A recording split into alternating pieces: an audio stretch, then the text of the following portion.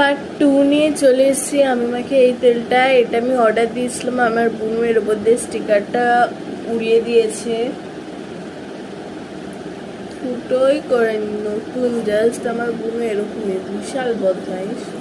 চলো এটাকে ফুটো জীবন জীবন সাথে জীবন আগে কৃষা আমার বেস্ট ফ্রেন্ড কৃষা ওই কৃষা বলে রেজাল্ট বেরিয়েছে আই সো ভেরি নাইস ও যে নাম্বারটা কইছে আমি কইছি মানে দুজনেই মানে একটা মানে সেম টু সেম ভালো পাইনি আমরা দুজনেই একদম ভালো নাম্বার পেয়েছি সেকেন্ড হয়েছি সেকেন্ড হয়েছে ও তো তাড়াতাড়ি করে দেখো ও মাই গড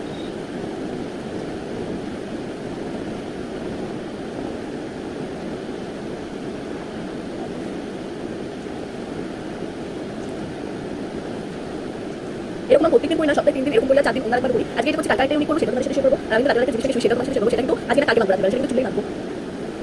এতে চুলে বহুত ভালো হয় এবং চুলে ভালো লাগে।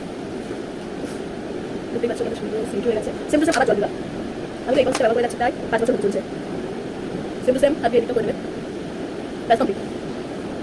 এটা থাকে না জ্বর ফুসকি উকু নিকি যাদের কাছে তাদের বেরিয়ে যাবে, আমার কাছে যাবে বেশি না করে দেবো। এবার চুলটাকে বাদা করা, এমন না কাটবে না।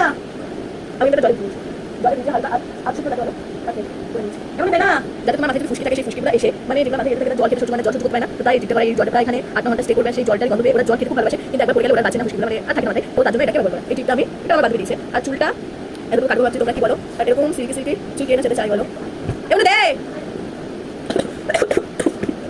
আমি বেঁধে নিচ্ছি চুলটা, আমি গাইস চুলটা বেঁধে নিচ্ছি। কতটা নিচ্ছিস?